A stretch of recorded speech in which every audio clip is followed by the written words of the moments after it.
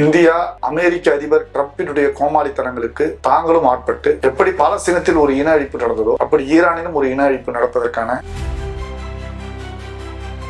ஷியா பிரிவு இஸ்லாமியர்களுடைய தலைவராக கொண்டாடப்பட்ட ஆயத்துல்லா கொமேனி அவர்களை அழித்திருக்கிறார்கள், கொண்டிருக்கிறார்கள். இது ஒரு மிகப்பெரிய படுகொலை, இது ஒரு மிகப்பெரிய மன உளைச்சலை, கோபத்தை அந்த மக்கள் மத்தியில்.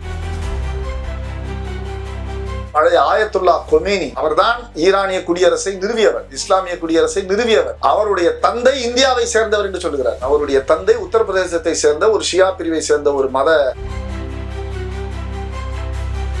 ஜவஹர்லால் நேரு அவர்கள் கொண்டு வந்த பஞ்சசீல கொள்கை அந்த காலகட்டத்தில் இருந்து உலகத்திற்கே ஒரு உதாரணமாக இருந்த கோல்டு வார் என்று சொல்லப்படக்கூடிய பனிப்போர் வந்து கொண்டிருந்த காலகட்டத்தில் கூட இந்தியா நடுநிலையோடு செயல்பட்டதாகத்தான் உலக நாடு வரலாறு பேசுகிறது. அதற்கு இழுக்கு ஏற்படுகிற வகையில்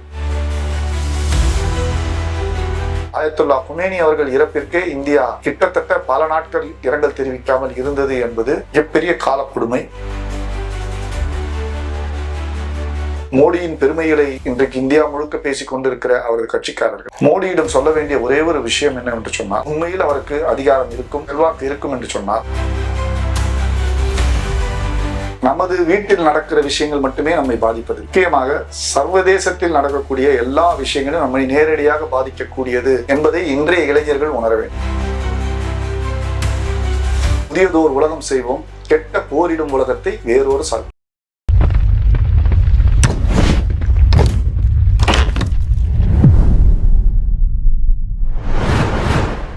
வணக்கம் நேயர்களே, இப்படிக்கு இவர்கள் யூடியூப் சேனலில் மீண்டும் உங்கள் அனைவரையும் சந்திப்பதில் மிக்க மகிழ்ச்சி. இஸ்ரேல் அமெரிக்கா சேர்ந்து ஈரானை தாக்கி இருக்கிறாங்க. இதனால போர் மூலம் பதற்றம் உண்டாயிருக்குது. இது மூன்றாம் உலக போருக்கு வித்திட்டுடுமோ அப்படின்ட்டு நிறைய உலக தலைவர்கள் அச்சத்துல இருக்கிறாங்க. இது எதனால ஏற்பட்டது? இந்த போர் ஏற்படுவதற்கான அடிப்படை காரணம் என்ன? அடிப்படை உள்நோக்கம் என்ன? இப்படி பல தகவல்களை என்னோடு பேசுவதற்காக இணைந்திருக்கிறார் திரு சார்நாத் அவர்கள், விடுதலை சிறுத்தை கட்சியை சேர்ந்தவர். சார், இன்னைக்கு நிறைய விஷயங்களை என்னோடு பேசுவதற்காக இணைந்திருக்கிறாங்க. இளஞ்சிறுத்தைகளின் மாநில செயலாளராக ஐயா இருக்கிறாங்க. வாங்க தொடர்ந்து பேசலாம். சார் வணக்கம். சார், ஆக்சுவலி நான் சொன்ன மாதிரி பாத்தீங்கன்னா, என்ன சார், என்ன பிரச்சனை? ஏன் அமெரிக்காவும் இஸ்ரேலும் சேர்ந்து ஈரானை தாக்கணும்? அடிப்படையில் ஏதோ ஒரு காரணம் இருக்கு இல்லையா? ஒரு விஷயம் இல்லாம இந்த விஷயத்த அவங்களும் துவங்கி இருக்க மாட்டாங்களே, என்ன காரணம்? அதை பத்தி சொல்லுங்க.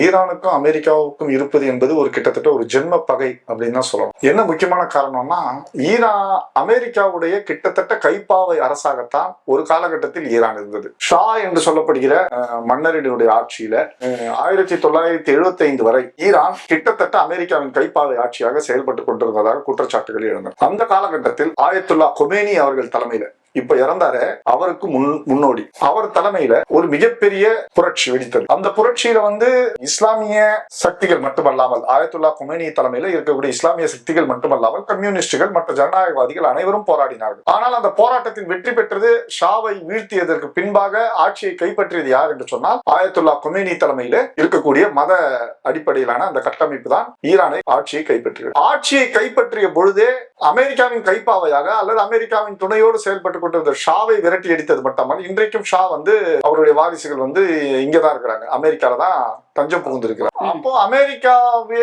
நேரடி எதிரியாக கருதிய ஈரான், நீங்க இன்னொரு ஒரு விஷயம் என்னன்னா, அன்றைக்கு ஷாவை எதிர்த்து நடந்த போராட்டத்துல ஆயத்துல்லா கொமேனி அவர்கள் மீண்டும் ஈரானுக்கு வந்த பிறகு அமெரிக்கன் எம்பசி மீது, அமெரிக்க குடியுரிமை அலுவலகத்தின் மீது நடத்தப்பட்ட மிகப்பெரிய தாக்குதலில் அமெரிக்கர்கள் கிட்டத்தட்ட நூற்றுக்கணக்கான பேர் உயிரிழந்தார்கள். அந்த அளவிற்கு அமெரிக்கா மீதான எதிர்ப்புணர்வு அங்க ஈரான்ல ஆயத்துல்லா கொமேனி அவர்கள் தலைமையிலே செயல்பட்ட அமைப்புகளால் இருந்தது. அதனுடைய தொடர்ச்சியாகவும் நாம் இதை பார்க்கணும். இரண்டாவது என்ன பார்க்க வேண்டும் என்று சொன்னால், இஸ்ரேல் என்கிற ஒரு நாட்டின் இருப்பையே ஈரான் கேள்வி கேட்கிறது. ஈரான் என்பது உலகத்தில் முஸ்லிம்களில் சிறுபான்மையாக இருக்கக்கூடிய ஷியா பிரிவு மக்கள் பெரும்பான்மையாக இருக்கக்கூடிய ஒரே நாடு எது என்று சொன்னால் அது ஈரான் தான். ஈரான் தொடர்ச்சியாக இஸ்ரேலின் இருப்பை, அதாவது ஈரான்ல அடிப்படையில் எழுப்பப்படுகிற முழக்கம் எது என்று சொன்னால், death to America, death to Israel என்பதுதான் அவர்கள் எழுப்புகிற அடிப்படையான முழக்கம். அந்த அடிப்படையில் இஸ்ரேல் என்கிற நாட்டின் இருப்பையே அவர்கள் கேள்விக்குறியாக்கி கொண்டிருக்கிறார். இதனால் தொடர்ச்சியாக ஈரானை எப்படியாவது தாக்க வேண்டும் வேண்டும் என்கிற ஒரு முனைப்பை, ஒரு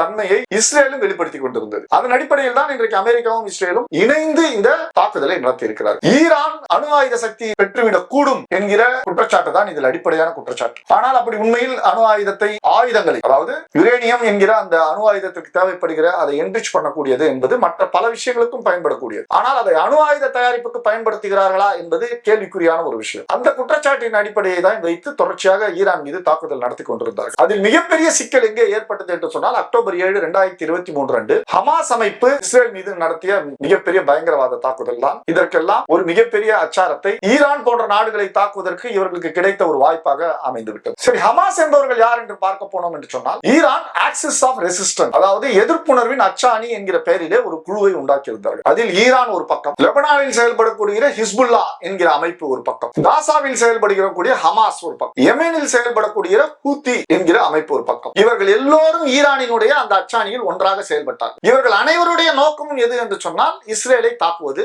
அல்லது இஸ்ரேலின் இருப்பை கேள்விக்குறியாக்குவது என்பதுதான். இஸ்ரேல் பாலஸ்தீன பிரச்சனையை பொறுத்தவரை பொதுவாக இந்தியா போன்ற நாடுகள் அல்லது பெரும்பான்மையான இஸ்லாமிய நாடுகள் உட்பட, அதாவது சவுதி அரேபியா, கத்தார், குவைத் போன்ற இஸ்லாமிய சுன்னி பிரிவு மக்கள் அதிகமாக வாழக்கூடிய இந்த நாடுகள் எல்லாம் பொதுவாக வைக்கிற கோரிக்கை எது என்று சொன்னால், இரு நாடு, two country two nation theory. இஸ்ரேலும் இருக்க வேண்டும், பாலஸ்தீனமும் இருக்க வேண்டும். ஆனால் இஸ்ரேல் எந்த அளவிற்கு இருக்க வேண்டும் என்று சொன்னால், 1967 ஏற்பட்ட உடன்படிக்கையின்படி அவர்கள் எந்த அளவு நிலங்களை வைத்திருந்தார்களோ அந்த அளவு நிலங்களை வைத்திருக்க வேண்டும் என்ற கோரிக்கையை அவர்கள் வைக்கிறார்கள். ஈரான் போன்ற நாடுகள் அல்லது பாலஸ்தீனத்தில் செயல்படக்கூடிய ஹமாஸ் போன்ற அமைப்புகள் இஸ்ரேல் என்கிற ஒரு நாடே இருக்கக்கூடாது என்கிற கோட்பாட்டை கொண்டவர். அதாவது இரு நாடு, டூ நேஷன் தியரியை மறுத்து, இஸ்ரேல் என்பது ஒரு குடியேற்ற நாடு, இஸ்ரேல் என்பது ஒரு வந்தேரிகள், தங்களுடைய நிலங்களை அபகரித்தவர்கள், அவர்களுக்கு அங்கு இருக்க உரிமை இல்லை என்ற அடிப்படையில் ஒரே நாடு தத்துவத்தை வைக்கும். இந்த பல்வேறு அடிப்படை குழப்பங்கள், அங்கே மாறுபாடுகள் இருக்கக்கூடிய சூழல். ஹமாஸ் இஸ்ரேல் மீது நடத்திய இந்த பயங்கரவாத தாக்குதல், அதனால் ஏற்பட்ட மிகப்பெரிய இழப்பு என்பதை ஒரு மிக முக்கிய காரணமாக வைத்து இஸ்ரேல் தொடர்ச்சியாக ஹமாஸை அழித்தது மட்டுமல்லாமல், ஹமாஸினுடைய நிலைகளை தாக்கியது மட்டுமல்லாமல், காசாவில் மிகப்பெரிய இன அழிப்பை செய்தது மட்டுமல்லாமல், ஒரே நேரத்தில் ஹிஸ்புல்லாவையும் தாக்கி, ஹிஸ்புல்லாவில் லெபனான், ஹிஸ்புல்லாவில் ஹசன் நஸ்ருல்லா அவர்களுடைய தலைமையில் செயல்பட்ட ஹிஸ்புல்லா அமைப்பின் பல்வேறு கட்டமைப்புகளை அழித்தது மட்டுமல்லாமல் அந்த தலைவர்களையும் அழித்தது. ஹமாஸில் இஸ்மாயில் ஹனியா போன்ற பல தலைவர்களை, சின்வார் போன்ற தலைவர்களை கொன்று கொஞ்சம் கொஞ்சமாக இப்படி செய்து கொண்டிருந்தவர்கள் நேரடியாக இவர்களுக்கு பின்புலமாக இருக்கக்கூடிய ஒரு மிகப்பெரிய பலம் வாய்ந்த நாடான, பொருளாதார ரீதியிலும் பலம் வாய்ந்த நாடான ஈரானை அழித்தே தீர்வது என்ற நோக்கத்தில் இந்த ஆயுத போரை, இந்த முன்னெடுப்பை நடத்தியிருக்கிறார். இது உலக போராக மூடுமா என்று சொன்னால் அதற்கான வாய்ப்பு இதில் இல்லை. ஏனென்றால் இன்றைக்கு அடிப்படையில் ஈரான் தனித்து விடப்பட்டிருக்கு. ஈரானுக்கு ஆதரவு தெரிவிப்பதற்காக இஸ்லாமிய நாடுகள் கூட தயாராக இல்லை. ஈரான் எதிர்த்தாக்குதல் நடத்துவதே பல இஸ்லாமிய நாடுகள் மீதுதான், அங்கு இருக்கிற அமெரிக்க கப்பல் படை தளங்கள் மீதுதான். அப்படி ஒரு தனித்து விடப்பட்ட சூழலில் ஈரான் இருந்து கொண்டிருக்கிறது. ஆனால் அதே நேரத்தில் இந்த போர் அமெரிக்கா இஸ்ரேலுக்கு ஆதரவாக முடியுமா, அவர்கள் சொல்லுவது போய் நடக்குமா என்று சொன்னால் நடக்கும். அமெரிக்க இஸ்ரேல் என்பது ஒரு மிகப்பெரிய அளவில் ஈரானினுடைய தலைவர் மட்டுமல்ல, உலகெல்லாம் இருக்கிற ஷியா பிரிவு இஸ்லாமியர்களுடைய தலைவராக கொண்டாடப்பட்ட ஆயத்துல்லா கொமேனி அவர்களை அழித்திருக்கிறார்கள், கொண்டிருக்கிறார்கள். இது ஒரு மிகப்பெரிய படுகொலை, இது ஒரு மிகப்பெரிய மன உளைச்சலை, கோபத்தை அந்த மக்கள் மத்தியில் மிகப்பெரிய அளவில் ஏற்படுத்தும். உலக அளவில் இது ஒரு போராக நடக்கிறதோ இல்லையோ, எங்கெங்கெல்லாம் அமெரிக்கா இஸ்ரேலுடைய நிலைகள் அல்லது மக்கள் இருக்கிறார்களோ அங்கெல்லாம் அது ஒரு மிகப்பெரிய தாக்குதலை உண்டாக்கக்கூடிய கோபத்தை அந்த மக்கள் மத்தியில் இயல்பாக ஏற்படுத்தி இருக்கிறது என்பதை நாம் மறுக்க முடியாது. அமெரிக்க அதிபர் சொல்லிக் கொண்டிருப்பதை போல ஒரு ஆட்சி மாற்றத்தை நாங்கள் கொண்டு வருவோம் என்று சொல்லிதான் இந்த போரை தொடங்கினார்கள். ஆனால் அவர்களுடைய கணிப்பு தவறாகிவிட்டது. அவர்கள் வான்வெளியில் மிகப்பெரிய ஆதிக்கத்தை இன்றைக்கு ஈரான் மீது செலுத்திக் கொண்டிருந்தாலும், ஈரானின் எந்த நிலைகளையும் எந்த இடத்திலும் தாக்கக்கூடிய வலிமையை இப்போது அமெரிக்கா இஸ்ரேல் பெற்றிருந்தாலும் அவர்களால் ஆட்சி மாற்றத்தை ஏற்படுத்த முடியவில்லை என்பது மிக தெளிவாக. எப்படி ஈராக்கில் சதாம் ஹுசேன் அவர்களுடைய ஆட்சியை அவர்களால் கவிழ்க்க முடிந்ததோ, எப்படி லிபியாவில் கடாபியினுடைய ஆட்சியை அவர்களால் கவிழ்க்க முடிந்ததோ, எப்படி ஆப்கானிஸ்தானில் ஒரு காலகட்டத்தில் தாலிபானுடைய ஆட்சியை அவர்களால் கவிழ்க்க முடிந்ததோ, அப்படி ஈரானிலும் நடக்கும் என்று அவர்கள் கருதினார்கள். ஆனால் அது நடக்கவில்லை. மிக முக்கிய வேறுபாடு என்ன என்று சொன்னால், இந்த நாடுகளில் எல்லாம் அமெரிக்கா தன்னுடைய தரைப்படையையும் இறக்கியது. அமெரிக்க தரைப்படை ஆப்கானிஸ்தான் போன்ற நாடுகளில் குறைந்த அளவில் செயல்பட்டாலும், மற்ற நாடுகளில் குறைந்த அளவில் செயல்பட்டாலும், அந்த நாட்டில் இருக்கக்கூடிய குழுக்கள், ஆப்கானிஸ்தானிலே நார்த் வெஸ்ட் ஃபிரண்டியரில் இருக்கக்கூடிய அகமது ஷா மசூத் தலைமையிலான அமைப்புகள் அல்லது பஷ்டூன் சமூகத்திலேயே இருக்கக்கூடிய பல்வேறு அமைப்புகள், இவர்கள் எல்லாம் தாலிபானுக்கு எதிராக அமெரிக்காவுக்கு ஆதரவாக இருந்த காலகட்டத்தில் அவர்களால் அதை முடிந்தது. ஈராக்கிலே சதாம் ஹுசேன் சுன்னி பிரிவை சேர்ந்தவராக இருந்தாலும் ஈராக்கிலே கிட்டத்தட்ட 35-45% வரை ஷியா பிரிவு இஸ்லாமியர்கள் இருக்கக்கூடிய சூழலில் ஏற்கனவே சதாம் ஹுசேன் மீது அவர்களுக்கு இருந்த வேறுபாடுகள் காரணமாக அந்த அமைப்புகளை பயன்படுத்தி அமெரிக்காவால்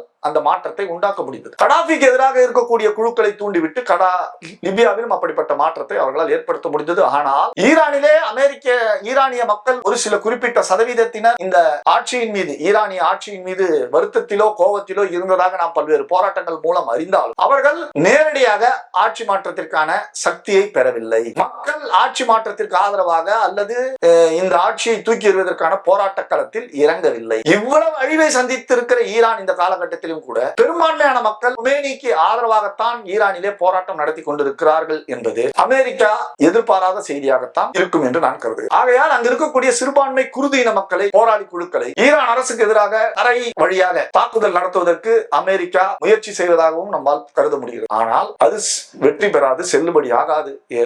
ஏனென்றால் குர்து இன மக்கள் ஈரானிலே வடக்கு பிராந்தியத்திலே கிட்டத்தட்ட அதன் எல்லையோரத்திலே மிக குறுகிய அளவில் வாழக்கூடியவர். அந்த மக்கள் ஆயுதங்களை ஏந்தி கிட்டத்தட்ட ஈரான் முழுக்க பரவி அல்லது ஈரான் தலைநகரை கைப்பற்றக்கூடிய அளவிற்கு வர முடியுமா என்பதை பார்த்தால் அதற்கான வாய்ப்புகள் மிக குறைவு. அமெரிக்காவோ அல்லது இஸ்ரேலோ நேரடியாக, இஸ்ரேல் பொதுவாக தரைப்படையை லெபனான் தவிர வேறு எங்கும் அனுப்புவதில்லை. மிக எச்சரிக்கையாக அவர்கள் இருப்பார்கள். ஒரு மறைமுக தாக்குதல்களை நடத்திவிட்டு ஓடி விடுவார்களே ஒழிய நேரடியாக வந்து எந்த இடத்திலும் தரைப்படைகளை இறக்குவதில்லை. அதில் லெபனான், பாலஸ்தீனம் போன்ற இடங்களில் அவர்கள் அப்படி செய்து கொண்டிருக்கிறார்கள். ஆனால் அமெரிக்கா பல இடங்களில் தரைப்படையை இறக்கி பல இடங்களில் சூடுபட்ட வரலாறு நமக்கு எல்லோருக்கும் தெரியும். வியட்நாம் உள்பட, இன்றைக்கு சமீபத்தில் ஆப்கானிஸ்தான் உள்பட. ஆகையினால் அமெரிக்கா தரைப்படையை இறக்குவதற்கு வாய்ப்பே கிடையாது என்கிற ஒரு சூழலில் ஆட்சி மாற்றம் என்பது ஈரானில் இல்லை என்பதாகத்தான் நாம் கருத வேண்டும். இது இப்படியே போயிட்டு இருந்ததுன்னா இதுக்கு ஒரு எண்ட் கார்டு இல்லையா அப்படின்ற மாதிரி ஒரு கேள்வி வருது. ட்ரம்ப் ஒன்னு சொல்றாரு, ஆனா ஈரான்ல இருக்கிறவங்க இது கண்டிப்பா நாங்க முடிவு கொண்டு வர மாட்டோம், சரிக்கு சரி கட்டுவோம், பழிக்கு பழி வாங்குவோம் அப்படின்ற ஒரு ஸ்டேட்மெண்ட் வந்து அவங்க இல்ல. நான் அதை ஏற்கனவே சொன்னதை போல இது கிட்டத்தட்ட ஒரு ராஜதந்திர ரீதியாக நாடுகள் இடையேயான பேச்சுவார்த்தையாக இது முடியும் என்கிற நம்பிக்கை கொஞ்சம் கொஞ்சமாக அழிந்து கொண்டிருக்கிறது. ஏனென்றால் அவர்கள் தங்கள் உயிராக கருதிய ஒரு தலைவரை கொல்லப்பட்டிருக்கிறார். கொமேனி கொல்லப்படவில்லை என்று சொன்னால் இது ஏதோ ஒரு வகையில் பேச்சுவார்த்தையில் அவர்கள் இறங்கி இருப்பார்கள். ட்ரம்ப் அவர்கள் இதை யோசிக்கவே இல்லையா? நம்ம உச்சகட்டத்தில் இருக்கக்கூடிய ஒரு தலைவரை கொள்றோமே, இதற்கு எதிர் தாக்குதல் நமக்கு வருமேன்ட்டு அவர்கள் எதிர் தாக்குதல் என்பது அவர்களுக்கு நேரடியாக எந்த பாதிப்பும் இல்லையே. அமெரிக்காவை யாராலும் தாக்க முடியாது என்கிற ஒரு சூழல் இருக்கு. ஈரானும் யாரை தாக்குகிறார்கள் என்று சொன்னால் தங்களுக்கு பக்கத்தில் இருக்கக்கூடிய நாடுகளில் இருக்கக்கூடிய அமெரிக்க தளங்களை தான் தாக்குகிறார்கள். அந்த தாக்குதல்களும் அவர்களால் வீரியமாக செயல்பட முடியாத அளவிற்கு தான் அவர்களுடைய தொழில்நுட்ப வளர்ச்சிகள் இருக்கிறது. அமெரிக்கா தொழில்நுட்ப வளர்ச்சியிலும் ஆயுதங்களிலும் மற்ற எல்லா விஷயங்களிலும் எங்கேயோ ஏதோ ஒரு நிலையில் இருந்து கொண்டிருக்கிறார்கள். விடும் பொழுது யாராலும் எந்த நாடாலும் அதை எண்ணி பார்க்க முடியாத அளவிற்கு அவர்கள் சக்தி வாய்ந்தவர்களாக இருக்கிறார்கள். ஆகையால் அவர்கள் பெரிதாக அதை பற்றி கவலைப்பட போவது.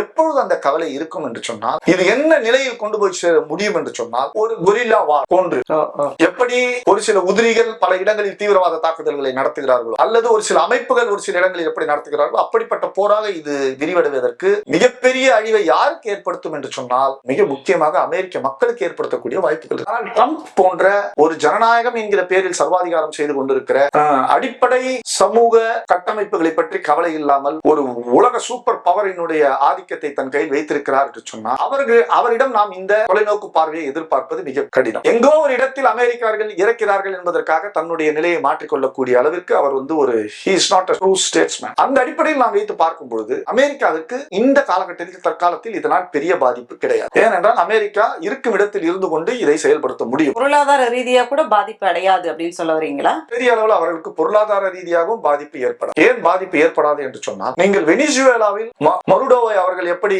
கைப்பற்றினார்கள், அதனால் அவர்கள் அடைந்த பலனை நீங்கள் எண்ணி பார்க்க வேண்டும். அமெரிக்கா நடத்துகிற எந்த ஒரு போரும் அவர்களுக்கு லாபமானதாக தான் இருக்கும். வெனிசுவேலாவை கைப்பற்ற மாதிரி ஈஸியா கைப்பற்றலாம் நினைச்சாங்களோ? இல்ல அப்படி கைப்பற்ற முடியாதுன்றது அவர்களுக்கும் தெரியும். வெனிசுவேலா வேறு, ஈரான் வேறு. அதான் என்ன சொல்றேன்னா, ஷியா பிரிவினுடைய அடிப்படையே எப்படி என்று சொன்னால் தியாகத்தால் உருவான ஹசன் அவர்களுடைய வாரிசுகள் அவர்கள். அதாவது தியாகம் செய்வது, அதான் மாரடிக்கிறாங்க. அதாவது தங்கள் உயிரை தியாகம் செய்வதற்கு தயாராக இருக்கக்கூடியவர்கள் என்று பொருள் அதுக்கு இருக்கணும்னு அவசியம் இல்லை. பட் ஆனா அந்த கட்டமைப்பில் வந்தவர்கள். அதனால நீங்க வெனிசுவேலாவுடைய தன்மைக்கும் ஈரானுடைய கட்டமைப்பையும் நமக்கு பொறுத்தவரை ஈரான் மிகப்பெரிய கட்டமைப்பை கொண்ட நாடு. அமெரிக்காவோடு 3 மாதங்கள் கூட போரில் நிலைத்து நிற்கக்கூடிய, ஆனால் அமெரிக்காவை எதிர்த்து வெற்றி பெறுவதா என்றது வாய்ப்புன்றது அதற்கு குறைவு. ஆனால் போராடக்கூடிய தன்மை கொண்ட நாடு இருக்கு. அப்படிப்பட்ட ஒரு நாட்டை இவர்கள் சுலபமாக கைப்பற்றி விட முடியும் என்று நினைத்தால் அது முட்டாள்தான். இன்றைக்கு எண்ணெய் தான் உலகத்தின் பொருளாதாரத்தை தீர்மானித்துக் கொண்டது. ஈரானினுடைய எண்ணெய் வளத்தை சுருக்கி விட்டாலோ அல்லது அழித்து விட்டாலோ அது அமெரிக்கா, ரஷ்யா மற்றும் அரபு நாடுகள், மற்ற அரபு நாடுகள் அனைவருக்கும் அது மிகப்பெரிய பலனை கொடுக்கக்கூடிய ஒரு விஷயம். ஆகையால் பொருளாதார ரீதியாகவும் அவர்களுக்கு பாதிப்பு இருக்காது. இந்தியா அல்லது மேற்காசிய நாடுகள், இப்படிப்பட்ட நாடுகள் போன்ற நாடுகளுக்கு தான் இதெல்லாம் பெரிய அளவில் பாதிப்பை ஏற்படுத்தும். ஆகையால் அமெரிக்கா இந்த போரை தொடர்வதில் அவர்களுக்கு எந்த விதமான சிக்கலும் கிடையாது. பிரச்சனை சந்தேகம் இல்லை. நாளை இந்த ஈரானில் இருக்கக்கூடிய கார்க் ஐலாண்ட் தான் ஈரானினுடைய 90% எண்ணெய் வளத்தை ஏற்றுமதி செய்கிற இடம். அந்த இடத்தை தாக்கியே தீர்வேன் என்று ட்ரம்ப் உறுதியோடு இருக்கிறார். பொதுவாக அப்படி எண்ணெய் வளம் இருக்கக்கூடிய இடங்களை தாக்க மாட்டார்கள். ஏனென்றால் அது அந்த நாட்டினுடைய உயிர் நாடி, அதற்கும் போருக்கும் தொடர்பில்லை என்று விட்டு விடுவார். இந்த போர் நான் நினைத்ததை விட இழுத்து கொண்டிருப்பது ட்ரம்ப் அவர்களுக்கு எரிச்சலை உண்டாக்கி கொண்டிருக்கிறது. ஆகையால் அவர் கார்க் ஐலாண்டை தாக்குவார். அவர் கார்க் ஐலாண்டை தாக்கினால் Iran, Saudi Arabia, Qatar, Kuwait போன்ற இடங்களில் உள்ள எண்ணெய் வளங்களை தாக்க ஆரம்பிப்பார்கள். அப்போ எங்க பிரச்சனை வரும் என்று சொன்னால் இந்த எண்ணெய் வளம் மிகப்பெரிய சிக்கலை உண்டாகும். அப்படிப்பட்ட சிக்கல்களை வரும்போதும் அமெரிக்கா நாளை கார்க் ஐலாண்டையே கைப்பற்றினால் கூட அவர்களுக்கு அது ஒரு மிகப்பெரிய பலத்தை கொடுக்கும். ஈரான் போன்ற நாடுகளில் கிடைக்கக்கூடிய எரிவாயு, வெனிசுவேலா நாட்டில் கிடைக்கக்கூடிய எரிவாயுக்கு மிகப்பெரிய வித்தியாசம் உண்டு. அதாவது இன்றைக்கு வெனிசுவேலா அதிபரை கைப்பற்றி அமெரிக்க சிறையில் வைத்திருக்கக்கூடிய சூழலில் வெனிசுவேலாவினுடைய எண்ணெய் கிணறுகளை எல்லாம் அமெரிக்கா கிட்டத்தட்ட தன்னுடைய கட்டுப்பாட்டில் வைத்திருக்கிறது. ஒரு பொம்மை அரசாகத்தான் வெனிசுவேலா அரசு இருந்து கொண்டிருக்கு. ஆனால் என்ன பிரச்சனை என்று சொன்னால், இங்க இருக்கிற இந்திய முதலாளிகள் உட்பட, அமெரிக்க முதலாளிகள் உட்பட யாருமே வெனிசுவேலாவில் சென்று பணத்தை முதலீடு செய்வதற்கு தயங்குகிறார்கள் எண்ணெய் கிணறு. ஏனென்றால் மாறக்கூடிய ஒரு அரசியல் சூழல் ஒன்று. அதைவிட வெனிசுவேலாவில் கிடைக்கக்கூடிய குரூட் ஆயில் என்று சொல்லக்கூடிய அந்த கரி எண்ணெய் மிக கடினமானது. அந்த டிஸ்டிலேஷன் ப்ராசஸ் என்பது மிக பெரும் இயந்திர தன்மைகளை, வேலைகளை கொண்டது. பல சுத்திகரிப்புகள் செய்தாலும் அது அரபு நாடுகளிலோ மற்ற இடங்களிலோ கிடைக்கக்கூடிய அந்த பெட்ரோலியம் போன்று சிறப்பான தன்மை கொண்டது கிடையாது. ஆகையினால் தயக்கம் காட்டிக் கொண்டிருக்கிற சூழலில் இப்பொழுது ஈரான் போன்ற ஒரு மிகப்பெரிய வாய்ப்பு அமெரிக்காவுக்கு கிடைத்திருப்பதாகத்தான் அமெரிக்கா கருதி கொண்டிருக்கு. அந்த அடிப்படையில் அமெரிக்கா இந்த போரை நடத்தி கொண்டிருக்கிறது. இது ஜனநாயகம், உலக அமைதி, மக்களுடைய நலன் எல்லாவற்றையும் புறந்தள்ளி ஒரு கோமாளி கையில் உலக அதிகாரம் சென்று விட்டதனுடைய போக்கை தான் காட்டு. இன்னொரு தகவலும் கசிது பாத்தீங்கன்னா, எப்ஸ்டீன் ஃபைலை மறைப்பதற்காகவே பேர்பட்ட காரியங்கள்ல ட்ரம்ப் அவர்கள் ஈடுபட்டு இருக்கிறார். அவர் குற்றச்சாட்டு சொல்லுவாங்க, அந்த எப்ஸ்டீன் ஃபைலால ட்ரம்ப்புக்கு ஒன்னும் பெரிய பாதிப்பு விட போறது இல்லை. இதுக்காக தான் இந்த போரை நடத்தணும்ன்ற அவசியம் எல்லாம் இருக்கலாம், இல்லாமல் இருக்கலாம். ஒரு உலக யுத்தமாக ஒரு மிகப்பெரிய போரை ஒரு நாட்டின் மீது நடத்துகிறார்கள் என்று சொன்னால், ஏற்கனவே வெனிசுவேலாவில் மதுரோ அவர்களை கைது செய்த முறை என்பது, ஏற்கனவே பனாமாவில் அந்த நாட்டு அதிபரை அவர்களை கைப்பற்றிய போது கூட சண்டை நடந்தது. ஆனால் வெனிசுவேலாவில் அந்த சண்டை கூட நடக்கவில்லை. ஒரு அதிபரின் மாளிகைக்குள் நுழைந்து ஒரு அமெரிக்க படை அந்த அதிபரை கைப்பற்றி கொண்டு செல்ல முடியும் என்று சொன்னால், அப்பொழுது என்ன இந்த உலக கட்டமைப்பில் நடந்து கொண்டிருக்கிறது என்பது ஒரு விந்தையாக இருக்கு. அந்த நிலையில் இருந்து பார்க்கும் பொழுது அமெரிக்கா செய்து கொண்டிருப்பது, இதை எப்ஸ்டீன் ஃபைலுக்காக செய்தார்கள் என்பதெல்லாம் சிறுமையான காரணமாகத்தான் நான் பார்க்கிறேன். பொருளாதார சமூக நோக்கம் அமெரிக்காவுக்கும் இஸ்ரேலுக்கும் இருக்க வேண்டும். அதை நிறைவேற்றுவதற்காக அவர்கள் இதை செய்திருக்கிறார்கள். இது குறுகிய காலகட்டத்தில் அமெரிக்கா இந்த போரை முடிவுக்கு கொண்டு வந்தாலும் நெடுங்காலகட்டத்தில் இது ஒரு மிகப்பெரிய பாதிப்பை ஏற்படுத்தி கொண்டே இருக்கும். அதற்கு அமெரிக்கா ஒரு ஆரம்ப நிலையை செய்து விட்டார்கள். இது மக்களை பாதிக்காமல் இருக்க வேண்டும் என்பதுதான் நமது நோக்கம். ஆனால் அது எப்படி செல்லும் என்பதை சொல்ல முடியாது. ட்ரம்ப் அவர்களுடைய இந்த நடவடிக்கை அமெரிக்கர்களுக்கே பிடிக்கல அப்படின்ற மாதிரியும், அங்க உள்ளவர்களே இதெல்லாம் வெறுக்கிறாங்க, இது தேவையில்லாததை பண்றாங்க அப்படின்னு அமெரிக்க செனட்டினுடைய ஒப்புதலை பெறாமல் தான் இந்த போரை அவர்கள் தொடங்கி இருக்கிறார்கள். ஆனால் இதை ட்ரம்ப் மட்டும் செய்யவில்லை. இதற்கு முன்னால் இருந்த பல அதிபர்கள் செனட்டினுடைய ஒப்புதல் இல்லாமல் போரை தொடங்கி இருக்கிறார்கள். அதற்கு என்ன அடிப்படை என்று சொன்னால், அமெரிக்க அரசியல் அமைப்பு அவர்களுக்கு கொடுத்திருக்கிற அதிகாரம் என்ன என்று சொன்னால், ஒரு அவசர கால சூழலில் செனட்டின் ஒப்புதல் இல்லாமல் அவர்கள் அதை செய்யலாம் என்கிற ஒரு வாய்ப்பு, ஒரு உரிமை அவர்களுக்கு வழங்கப்பட்டிருப்பதை பல அதிபர்கள் தவறாக பயன்படுத்தி இருக்கிறார்கள். ட்ரம்ப் மட்டும் செய்யல, அமெரிக்காவில் இருந்த மற்ற அதிபர்கள் எல்லாம் நியாயவான்கள் என்று நம்ம சொல்ல முடியாது. அதிகாரத்தை துஷ்பிரயோகம் செஞ்சு, அதிகார துஷ்பிரயோகம் என்று சொல்லலாம், அல்ல அதிகாரத்தை தங்கள் விருப்பத்திற்கு அவர்கள் செயல்பட்டு இருக்கிறார்கள் என்று சொல்லலாம். அது தவறு சரி என்பது பற்றி இரண்டாவது. ஆனால் ட்ரம்ப் செயல்பட்டதை போல வேறு யாரும் செயல்பட்டதில்லை. ட்ரம்பினுடைய போக்கு என்பதே ஒரு ஆணவம், ஒரு கோமாளித்தனம், ஒரு எதேச்சாதிகாரம் போன்ற அனைத்தும் கலந்த ஒரு கலவை தன்மை கொண்டதாக இருக்கிறது. உலகத்தை ஆளக்கூடிய நாடாக அமெரிக்கா இருக்கிறது என்பதை யாராலும் மறுக்க முடியாது. அப்படிப்பட்ட ஒரு நாட்டினுடைய தலைமை பொறுப்பிற்கு இப்படிப்பட்ட ஒரு கோமாளியை அமெரிக்க மக்கள் தேர்ந்தெடுத்துக்கிறார்கள் என்பதே ஒரு வருத்தத்திற்குரிய ஒரு விஷயம். எனக்கு இன்னும் நன்றாக நினைவிருக்கிறது, உலக தொழில் மையம் வேர்ல்ட் ட்ரேட் சென்டரை பயங்கரவாத தாக்குதல் மூலம் தாக்கப்பட்ட பொழுது அதை எதிர்கொண்ட ஜார்ஜ் புஷ் அவர்கள் ஜூனியர் அவர்கள் அந்த நேரடி காணொலிகளை பார்க்கும் பொழுது, எப்படி ஒரு தலைவர், உலக தலைவர், ஒரு நாட்டினுடைய தலைவர் எப்படி பதட்டமில்லாமல் செயல்பட வேண்டும் என்பதனுடைய தன்மைகளை வெளிப்படுத்தினார். அவருடைய செயல்பாடுகளில் இருக்கக்கூடிய சரி தவறுகளை பற்றி நான் பேசுறேன். ஆனால் ட்ரம்ப் அவர்களுடைய பேச்சு, செயல், அவருடைய போக்கு எல்லாம் ஆயுதங்களில் மட்டுமல்ல, பொருளாதார நிலையிலும் வரி வைப்பு, வரி விதிப்பு மற்றும் அவர் மற்ற நாடுகளை நடத்துகிற விதம், யுக்ரைன் அதிபரை நடத்திய விதம், மற்ற நாட்டு அதிபர்களை நடத்துகிற விதம், மோடியை ஒரு பக்கம் ஆரத்தழுவி இன்னொரு பக்கம் மோடியை புறந்தள்ளுகிற விதம், அதை மோடி அவர்களும் அன்பாக ஏற்றுக்கொள்கிற விதம், இதையெல்லாம் பார்க்கும்போது கிட்டத்தட்ட ஒரு கோமாளியின் கையில் உலக அதிகாரம் சென்று விட்டதுதான் இது காட்டு. நம்முடைய பிரதமர் ஒரு இரங்கல் கூட தெரிவிக்கலையே அப்படின்ட்டு நிறைய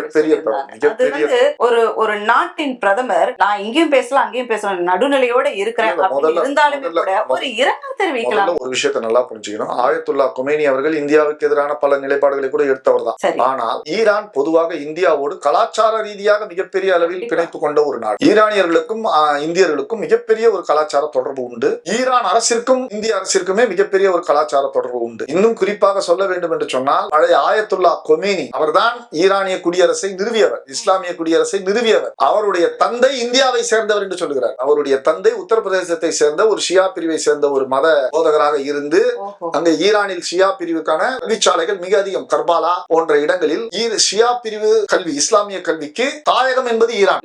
அந்த இடத்தில் சென்று படிப்பார்கள். அப்படி சென்று அங்க ஒரு பெண்ணை திருமணம் செய்து கொண்டு வந்ததாக ஒரு செய்தி உண்டு. அப்படிப்பட்ட கலாச்சார பிணைப்பு உண்டு. பார்க்க போனால் ஆயத்துல்லா கொமேனி என்பவர் இந்தியாவை சேர்ந்தவர் என்று கூட சொல்லலாம். ஹார்மோஸ் நீரிணையை முழுமையாக அவர்களால் மூடவும் முடியாது. மூடுவது என்பது மிகப்பெரிய பேரழிவை எல்லா தரப்புக்கும் ஏற்படுத்தும். ஏனென்றால் தேவையில்லாமல் இந்தியா போன்ற நாடுகளுடைய சரக்கு கப்பல்களை நிறுத்த வேண்டிய அவசியமும் ஈரானுக்கு இல்லை. அமெரிக்கா, இஸ்ரேல் போன்ற நாடுகளின் கப்பல்களை தவிர மற்ற நாட்டு கப்பல்களை அவர்கள் அனுமதிக்க தயாராகத்தான் இருந்தார்கள். ஈரானுக்கு அதில் ஒரு மிகப்பெரிய சிக்கல் என்ன என்று சொன்னால், ஈரான் மீது விழுகின்ற அடி இருக்கிறது, அது மிகப்பெரிய அடி. மிக முக்கியமாக அவருடைய மிகப்பெரிய உயர் தலைவர் கொல்லப்பட்டிருக்கிறார். அது இவரை போன்ற கொமேனியை போன்ற உலகம் முழுக்க அச்சுறுத்தல் உள்ளக்கூடிய ஒரு தலைவர். அவருக்கு எப்படிப்பட்ட பாதுகாப்பு இருந்திருக்கும், எப்படிப்பட்ட ஏவுகணை எதிர்ப்பு அணிகள் எல்லாம் அவருடைய இருக்கிற இடத்தில் தயாராக இருந்திருக்கும், எவ்வளவு ரகசியங்கள் போற்றப்பட்டிருக்கு. அதையெல்லாம் மீறி செயல்படக்கூடிய தொழில்நுட்பமும் மனித உளவாளிகளையும் தொழில்நுட்ப உளவாளிகளையும் இஸ்ரேல் பெற்றிருக்கிறது என்பதுதான் பல ஆண்டுகளாக நிரூபிக்கப்பட்டுக் கொண்டிருக்கிறது. ஏதோ ஒரு வகையில் மற்ற நாடுகளை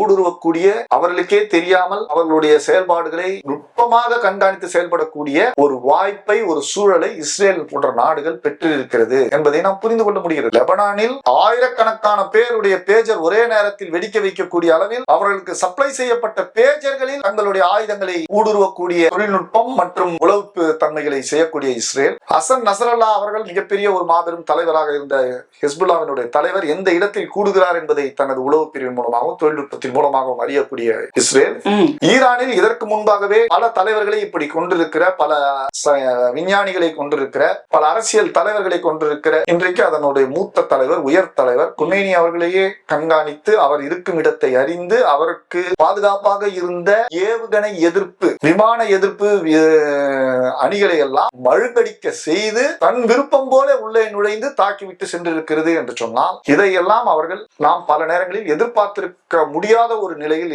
செய்யப்பட்ட ஒரு செயலாகத்தான் நாம் பார்க்கிறோம். ஆனால் ஒன்று மட்டும், இப்படி இன்னொரு நாட்டிற்குள் சென்று தன்னுடைய தொழில்நுட்பம் அல்லது தன்னுடைய வளர்ச்சியை பயன்படுத்தி செயல்பட முடியும், செயல்பட்டு கொண்டே இருப்போம் என்று ஒரு நாடு செயல்படும் என்று சொன்னால், நாளைக்கு அது அவர்களுக்கே எதிராகவும் போய் நிற்கலாம். அது இஸ்ரேலினுடைய அழிவுக்கு கூட கொண்டு செல்லலாம். ஆகையால் இந்த போர் உடனடியாக நிறுத்தப்பட வேண்டும். ஈரானிலே ஆட்சி மாற்றம் ஒன்றுதான் குறி தேவை என்று அமெரிக்காவோ இஸ்ரேலோ தொடர்ச்சியாக அவர்களை தாக்கி கொண்டிருப்பார்கள் என்று சொன்னால், அது உலக நாடுகள் அனைத்திற்கும் ஒரு மிகப்பெரிய ஆபத்தை கொண்டு போய் நிறுத்தும் என்பதை புரிந்து கொள்ள வேண்டும். நீங்கள் இவ்வாறு உள்ளே ஊடுருவி ஒரு தொழில்நுட்பத்தின் மூலமாக மற்ற விஷயங்கள் மூலமாக தாக்குதலை நடத்துவீர்கள் என்று சொன்னால், ஈரானும் தன்னுடைய வேலைகளை ஏதோ ஒரு வகையில் செய்திருக்கதான் செய்வார். இன்னொன்னு பார்க்க போனா, இஸ்ரேல்ல கிட்டத்தட்ட என்னுடைய அறிவுக்குட்பட்டதில் கிட்டத்தட்ட 15% இஸ்லாமியர்கள் இருக்கிறார்கள், குடியுரிமை பெற்றே இருக்கிறார்கள். அப்படிப்பட்ட ஒரு சூழலில் ஈரானுக்கு ஆதரவாக செயல்படக்கூடியவர்களும் இருக்கக்கூடும். அப்பொழுது அது இஸ்ரேலுடைய பிரதமருக்கும் ஆபத்தாக இருக்கலாம். இஸ்ரேலியர்களில் பெரும் பல பேர் இந்த ஆயுத போர் அல்லது இந்த இஸ்ரேலினுடைய எதேச்சதிகார போக்கை கண்டிக்கிறவர்களாக இருப்பார்கள். அவர்கள் ஈரானுக்கு ஆதரவு தெரிவிக்கலாம். இப்படிப்பட்ட சூழலில் கொமேனியை உங்களால் கொல்ல முடியும் என்று சொன்னால், பெஞ்சமின் நெத்தன்யாகுவையும் ஈரானால் கொல்லக்கூடிய ஒரு சூழல் ஏற்படலாம். ஆகையால் அவர் தன்னுடைய உயிருக்கு பயந்து பாதுகாப்பாகவோ அல்லது பதுங்கியோ, நீங்கள் ஏற்கனவே சொன்னதை போல தன்னுடைய எச்சரிக்கை வலயத்துக்குள் அவர் இருக்கலாம். அதை தான் இன்றைக்கு பலரும் செய்தியாக அவர் கொல்லப்பட்டு விட்டார் என்று சொல்லிக் கொண்டிருக்கிறார்கள். பொதுவாக இஸ்ரேல் போன்ற நாடுகளில் அப்படி செய்திகளை மறைக்க முடியாது. ஏன்னா இஸ்ரேல் என்பது ஒரு ஜனநாயக நாடு. நேரடியாக பிரதமரை தேர்ந்தெடுத்து அவர் ஆட்சியில் இருப்பார். குறிப்பிட்ட காலத்திற்கு போல் இந்தியா போன்று அவர்களால் இருக்க முடியாது. அப்படி மாறிக்கொண்டே இருப்பார்கள். ஆனால் அவர்கள் பெஞ்சமின் நெத்தன்யாகு இல்லை என்று சொன்னால் அதை உடனடியாக அறிவித்து அடுத்த பிரதமரை தேர்ந்தெடுப்பதில் அவர்களுக்கு ஒரு பெரிய சிக்கல் இருக்காது. பெஞ்சமின் நெத்தன்யாகுக்கு எதிராக பல போராட்டங்களை இஸ்ரேலியர்களும் நடத்தி கொண்டுதான் இருக்கிறார்கள். அவர் கூட பெஞ்சமின் நெத்தன்யாகு ஜுடிஷியல் ரிஃபார்ம் என்று நீதித்துறையை மறுசீரமைப்பு செய்து உயர் பதவியில் இருக்கக்கூடிய பிரதமர் போன்ற பதவியில் இருப்பவர்களை தற்காத்துக் கொள்வதற்காக இந்தியாவில் செய்யப்படுவதை போல ஒரு சில திட்டங்களை கொண்டு வரும்போது கூட அங்கே இஸ்ரேலிய மக்கள் மிகப்பெரிய போராட்டத்தை நடத்தி கொண்டிருக்கிறார்கள். ஆனால் அவருடைய உயிருக்கு கண்டிப்பாக ஆபத்து இருக்கதான் செய்யும். நீங்கள் ஒரு நாட்டினுடைய தலைவரை, அதுவும் மிகப்பெரிய மத தலைவரை கொண்டிருக்கிறீர்கள் என்று சொன்னால் அதற்கு எதிர்வினை ஆற்றாமல் இருக்க மாட்டார்கள். போன வாரத்தெல்லாம் பாத்தீங்கன்னா நமக்கு நிறைய ஹோட்டல்லாம் மூடப்பட்டுச்சு. கேஸ் சிலிண்டர் கிடைக்கல, வணிக சிலிண்டர்கள் கிடைக்கல, வீட்டு பயன்பாட்டு சிலிண்டர்கள் கிடைக்கல, பெட்ரோல் எரிவாயு தட்டுப்பாடு ஆகிறதுக்கு வாய்ப்பு இருக்கு. இப்படி எல்லாம் ஏன்னா இந்த ஹார்மோஸ் நீரிணை மூடப்பட்டது அப்படின்றதால இப்ப எல்லாம் சரிவர வந்துட்டு இருக்குன்ட்டு. இப்ப ஈரான் நமக்கு ஃபேவர் பண்ணிட்டு இருக்காங்களா? ஏன் அந்த நேரத்துல மட்டும் இந்த பிரச்சனை உண்டாகிச்சு? இந்த நேரத்துல போன வாரத்துல இந்த நேரத்துல பாத்தீங்கன்னா எல்லாம் தட்டுப்பாடா இருந்தது. இல்ல எரிவாயு அந்த சிலிண்டர் அதனுடைய வரத்துல ஒரு சிக்கல் ஏற்பட்டது உண்மைதான். அதை மத்திய அரசும் ஒழுங்காக கையாளவில்லை. அதை இருப்பு வைத்து பண்ணி செய்திருக்க வேண்டும். காங்கிரஸ் தலைவர் மல்லிகார்ஜுன கார்கே அவர்கள் சொன்னதை போல குஜராத்தில் மட்டுமே கிட்டத்தட்ட 100 நாட்களுக்கு தேவையான சிலிண்டர் கையிருப்பை அந்த துறைமுகத்தில் மட்டுமே வைத்திருக்கக்கூடிய வாய்ப்பு இருந்தது. அதை இன்னும் அந்த கட்டமைப்புகளை சரிப்படுத்தி செய்திருக்கலாம். அது ஒன்று. இரண்டாவது, இந்த போர் நீடிக்க நீடிக்க கண்டிப்பாக ஏதோ ஒரு வகையில் அது பாதிப்பை ஏற்படுத்தி கொண்டுதான் இருக்கும். இந்த ஹார்முஸ் நீரிணை வழியாக இந்தியாவுக்கு வரக்கூடிய, சைனாவுக்கு அடுத்து இந்தியாவுக்கு தான் அதிகமாக எரிவாயு வருகிறது என்று சொல்கிறார்கள். அது ஒரு 14% தான். ஏற்கனவே இந்தியா ரஷ்யாவிடமிருந்து எண்ணெய் வாங்கி கொண்டிருக்கிறது. இன்றைக்கு அந்த எண்ணெயை இன்னும் அதிகமாக வாங்கக்கூடிய அனுமதியையும் அவர்களுடைய தலைவர் ட்ரம்ப் அவர்கள் விடுத்திருக்கிறார். இந்தியா பிரதமருடைய தலைவர் ட்ரம்ப் அவர்கள் கொடுத்திருக்கிறார். இல்ல, இந்தியாவுக்கு பிரதமர் யாருங்க? மோடி. இந்திய பிரதமர் மோடியினுடைய தலைவர். ஏன்னா நமக்கு சொல்ல வேண்டியதுல அங்கிருந்து அவர் ரூல்ஸ் போட்டு இருக்காரு, அதை நம்ம ஃபாலோ பண்ணிட்டு இருக்கோமே. அதனால அந்த ஒரு சூழல் இருப்பதால பெட்ரோல், டீசல் போன்ற பொருட்களுக்கான தட்டுப்பாடு வருவதற்கு வாய்ப்பு குறைவு. ஆனால் இந்த எல்பிஜி சிலிண்டர் என்பது பல ப்ராசஸ் கொண்ட ஒரு விஷயம். அதனால அதுல வணிக சிலிண்டர்களை நிறுத்தி இருக்கிறார்கள். இது மீண்டும் மக்களுடைய அடிப்படை வாழ்க்கையை பெரிய அளவில் பாதிக்கக்கூடிய ஒரு. இனி வரும் நாட்கள்ல பொருளாதார ரீதியா நம்ம நாடு இது நிமித்தம் ஏதாவது பிரச்சனைகளை சந்திக்குமா? நிச்சயமாக சந்திக்கும். நம்ம நாடு மிகப்பெரிய ஒரு பொருளாதார சந்தை, அதாவது வாங்கும் சந்தை. அதாவது 140 கோடி மக்களை கொண்டிருக்கிற ஒரு மார்க்கெட். கிட்டத்தட்ட வியாபார ரீதியில் உலக நாடுகள் எப்பவுமே வியாபார ரீதியில் தான் பார்ப்பார்கள். அது ஒரு சந்தை. வாங்கும் சக்தி குறைவாக இருந்தாலும், அதாவது இந்தியர்களுடைய வாங்கும் சக்தி குறைவு, ஏன்னா பொருளாதார பலம் குறைவு. அமெரிக்காவில் 22 கோடி பேர் இருந்தாலும் அவர்களுடைய வாங்கும் சக்தி என்பது இந்தியாவை போல 5 மடங்கு அதிகமாக இருக்கும். ஏன்னா அவர்களுடைய பொருளாதார பலம். இந்தியாவில் 140 கோடி பேர் இருந்தாலும் வாங்கும் சக்தி குறைவாக இருந்தாலும் எண்ணிக்கை பெரிய சூழலில் இருக்கக்கூடிய சூழலில் உலக சந்தைகள் இந்தியாவை நோக்கி திசை திரும்பி தன்னுடைய கவனத்தை செலுத்த ஆரம்பித்து பல வருடங்கள் ஆகிவிட்டது. அப்படிப்பட்ட ஒரு நாட்டிலே அடிப்படை தேவைகளுக்கான பொருட்களாக இருக்கக்கூடிய பெட்ரோல், டீசல் போன்றவையோ அல்லது எரிவாயு சிலிண்டர் போன்றவைகளோ தட்டுப்பாடு ஏற்படும் என்று சொன்னால் அது எல்லா விதமான பரிணாமங்களையும் பெற்று மக்களை எல்லா விதங்களிலும் பாதிக்கும். உணவு, காய்கறி, பழங்கள் போன்ற எல்லா விஷயங்களிலும் அது மிகப்பெரிய சிக்கலை, பாதிப்பை ஏற்படுத்தும்.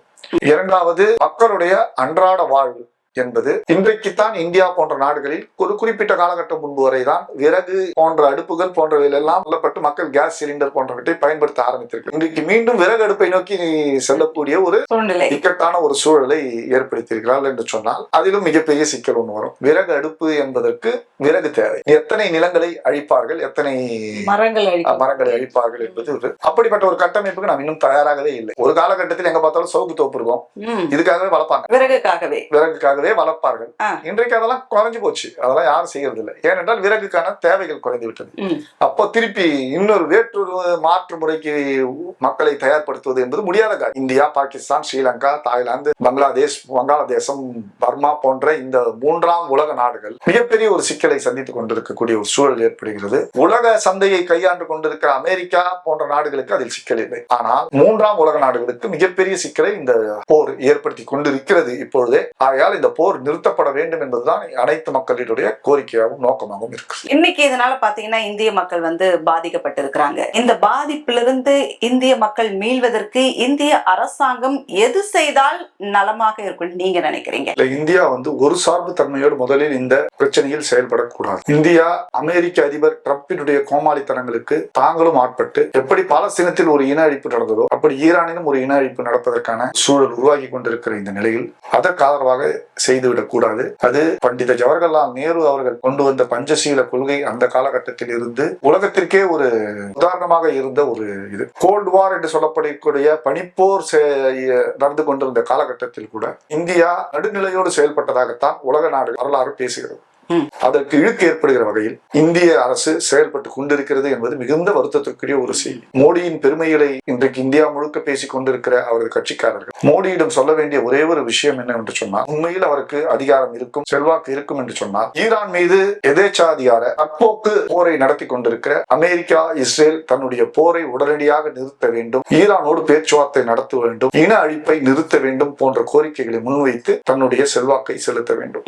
அவ்வாறு செயல்படவில்லை என்று சொன்னால் அது இந்தியாவின் மீது சுமத்தப்பட்ட ஒரு மிகப்பெரிய இழுக்காக மட்டுமல்லாமல் காலப்போக்கில் இந்திய மக்களினுடைய அடிப்படை வாழ்க்கை முறையில் கூட அது மிகப்பெரிய சிக்கலை உண்டாக்கக்கூடிய ஒரு உலக போக்கை உண்டாக்கும். ஆகையால் உண்மையில் ஒரு ஆளுமை மிக்கவர் என்று இவர்கள் சொல்வதை போல அவர் ஆளுமை மிக்கவராக இருந்தால் உண்மையின் பக்கம் நியாயத்தின் பக்கம் நிற்க வேண்டும். இந்த வேண்டாத போரை, இந்த தேவையற்ற போரை, இந்த எதேச்சதிகார போரை உடனடியாக நிறுத்துவதற்காக தன்னுடைய செயல்பாடுகளை முன்னிறுத்த வேண்டும். ஈரான் பக்கம் இருக்கிற உண்மையை, நியாயத்தை புரிந்து கொண்டு செயல்பட வேண்டும். அயத்துல்லா குமேனி அவர்கள் இறப்பிற்கே இந்தியா கிட்டத்தட்ட பல நாட்கள் இரங்கல் தெரிவிக்காமல் இருந்தது என்பது மிகப்பெரிய கால கொடுமை. அப்படிப்பட்ட செயல்பாடுகளில் இந்தியா ஈடுபடக்கூடாது. உடனடியாக இந்தியா தன்னுடைய போக்கை மாற்றிக்கொள்ள வேண்டும். அதுதான் இந்தியாவிற்கும் நல்லது, இந்திய மக்களிற்கும் நல்லது. ஒரே ஒரு செய்தி மட்டும் நம்ம மனசுல வச்சுக்கணும். நமது வீட்டில் நடக்கிற விஷயங்கள் மட்டுமே நம்மை பாதிப்பது. கண்டிப்பா. முக்கியமாக சர்வதேசத்தில் நடக்கக்கூடிய எல்லா விஷயங்களும் நம்மை நேரடியாக பாதிக்கக்கூடியது என்பதை இன்றைய இளைஞர்கள் உணர வேண்டும். குளோபலைசேஷன் என்பது எங்கேயோ ஒரு இடத்தில் கண்டுபிடிக்கப்படுகிற செல்போன் இங்கே வருவது மட்டுமல்ல, எங்கேயோ ஒரு இடத்தில் எடுக்கப்படுகிற அரசியல் நடவடிக்கைகள், போர், மரணம் போன்றவை உலகில் எல்லா இடங்களிலும் தாக்கத்தை ஏற்படுத்தக்கூடியது என்பதை இன்றைய இளைஞர்கள் புரிந்து கொள்ள வேண்டும். ஆகையால் போர் இல்லாத உலகத்தை படைப்போம் என்பது நமது தமிழர்களுடைய குறிக்கோள். அந்த குறிக்கோளை நோக்கி நாம் நகர்வோம். புதியதோர் உலகம் செய்வோம். கெட்ட போரிடும் உலகத்தை வேரோடு சால்வோம். இன்று இருக்கக்கூடிய இளைய சமூகத்தினர் நேஷனல் லெவல் மட்டும் இல்ல, இன்டர்நேஷனல் லெவல்ல இருக்கக்கூடிய பல தகவல்களை தெரிஞ்சுக்கணும் அப்படின்றத உங்க மூலியமா நாங்க பலருக்கு இந்த நிகழ்ச்சி மூலமா தெரியப்படுத்திருக்கோம் நம்புறோம். நிகழ்ச்சியில கலந்துட்டு அழகா தகவல்களை எங்களுக்கு விளக்கமா சொன்னீங்க. கலந்து கொண்டதுக்கு மிக்க நன்றி சார்.